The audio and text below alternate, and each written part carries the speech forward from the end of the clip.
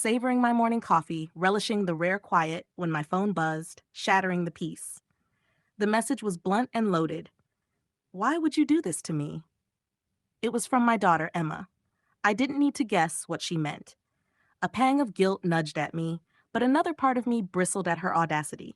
Let me explain. Emma and I have always had a rocky relationship.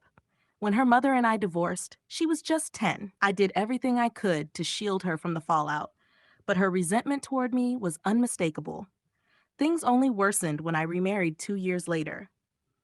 Emma was openly hostile toward my new wife, Claire. She's a gold digger, she once hissed loud enough for Claire to hear. No amount of reasoning could change her mind, and Claire's kindness only seemed to pour fuel on the fire. Fast forward to Emma's engagement. When she called to share the news, her voice brimmed with a rare excitement. She spoke about Daniel, her fiancé, and their plans for a spring wedding. It felt like a chance to mend things. Hoping to bridge the gap, I offered to pay for the wedding, not just as her father, but as a peace offering. Initially, everything seemed fine. I got sporadic updates about venues and catering, though most communication came through Daniel. Emma remained distant, but I chalked it up to wedding stress. Then, 2 months before the big day, I discovered, through an awkward conversation with Daniel no less, that neither Claire nor I were invited. When I confronted Emma, her response was ice cold. It's my day, and I don't want you or her there ruining it. I was stunned. All I had ever done was try to be there for her. I asked if she truly believed excluding her father would fix years of tension. Her answer? I've already made up my mind. That evening, as Claire and I sat in our living room, her words weighed heavily on me. Ever the peacemaker, Claire urged me to let it go, but something inside me snapped.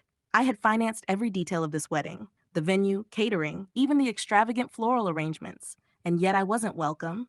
No, if I was so unwanted, neither was my money. The next morning, I made the calls. The venue manager was sympathetic but uneasy. The florist was curt, the caterer furious about non-refundable deposits. Still, I canceled everything. I knew there would be fallout, but in that moment, I didn't care. Emma found out quickly. Her first text was soon followed by a flood of angry messages. How could you? Do you know what you've done? You're ruining my life. I didn't respond. What could I say? I tried talking to her, and she'd slammed the door shut. The backlash was swift. Emma's grandparents scolded me for stooping to her level. Friends and relatives weighed in, most condemning my actions. A few, however, understood.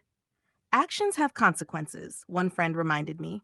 Emma and Daniel went ahead with a small, hurried ceremony, excluding everyone from my side of the family. Months passed before I heard from her again. When she finally reached out, it wasn't to reconcile. She wanted to tell me she and Daniel were separating. He's not who I thought he was, she admitted, her voice trembling with vulnerability. When I tried to extend an olive branch, she shut it down. Don't think this changes anything between us. Her words stung, but I wasn't surprised. Emma has always been quick to assign blame, but slow to accept responsibility. It was Daniel's fault, just as it had always been Claire's fault or mine, never hers. Much later, through a conversation with one of her childhood friends, I learned Emma had started therapy. She's working through a lot, her friend told me. It's going to take time. Time, something I've had plenty of. Time to reflect, to regret, and to start forgiving.